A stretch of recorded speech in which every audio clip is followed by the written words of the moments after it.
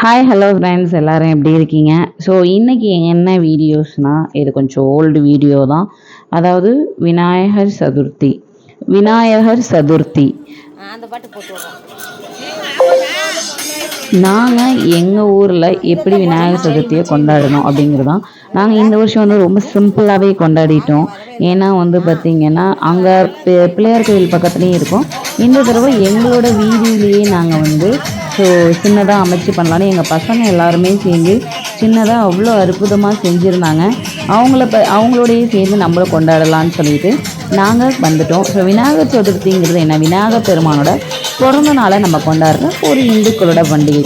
ஆவணி மாதத்தில் வளர்பிறை சதுர்த்தி அன்று தான் நம்ம கொண்டாடப்படுறோம்.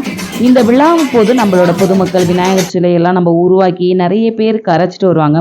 வீட்டில் வச்சு வழிபடுவோம். அதுக்கப்புறம் சிறப்பு பூஜைகள் இனிப்புகள்லாம் படைச்சிட்டு பாடல் பாடி ஊர்வலம் இதெல்லாம் நம்ம வச்சுட்டு அதுக்கப்புறம் நம்ம கரைப்போம். ஏன் இந்த மாதிரி செய்கிறாங்க? அதுக்கு என்ன வழிமுறை?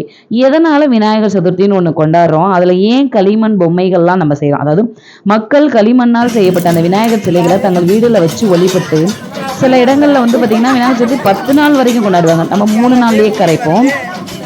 சிறப்பு பூஜைகள் மலர்கள் பழங்கள் இனிப்புகள் எல்லாத்தையும் வச்சுட்டு கொழுக்கட்டை அதுக்கப்புறம் மோதகம் விநாயகர் பிடிச்ச பொரி சுண்டல் இந்த மாதிரி வச்சு எல்லாருமே படைப்பாங்க.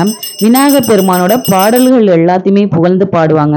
சில இடங்கள்ல அன்னதானங்கள் கூட நடக்கும் பார்த்துருக்கேன். விழாவோட நிறைவாக ஊர்வலமாக வந்து சிலைகளை நீர்நிறைகளில் கரைப்பாங்க. ஏன் அப்படின்னு சொன்னால் விநாயகர் வந்து முழு முதல் கடவுளாக கருதுறாங்க. எந்த ஒரு சுபகாரியத்தை தொடங்குறதுக்கு முன்னாடியும் நம்ம அவரை வணங்குறதுங்கிறது நம்மளோட ஒரு மரபு. அவர் யானை தலையும் பெரிய உடலும் ஞானத்தையும் வலிமையும் குறிப்பதாக நம்ம நம்புகிறோம். இந்த பண்டிகை வந்து நம்மளோட சமூக ஒருமைப்பாட்டையும் மத நல்லிணக்கையும் தான் நமக்கு வளர்க்குது. விநாயகர் சதுர்த்தினா என்ன? வெறும் கொண்டாட்டம் மட்டுமா? இல்லை, விநாயகர் பெருமானின் ஆசிகளை பெறுவதற்கு சமூக ஒற்றுமையை வெளிப்படுத்துவதற்கும் தான். இந்த விழா வந்து பார்த்திங்கன்னா நமக்கு செழிப்பும் நமக்கு ஏற்பட்ட தடைகளையும் நீங்கும். ஏன் அதை வந்து ஆற்றுல கரைக்கிறோம்? என்ன காரணம்னு யாராவது யோசிச்சிருக்கீங்களா?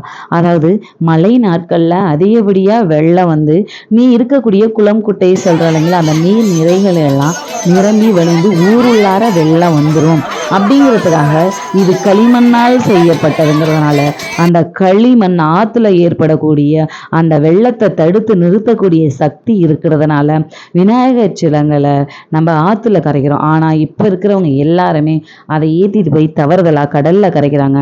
இதை மாற்றிக்கோங்க நண்பர்களே.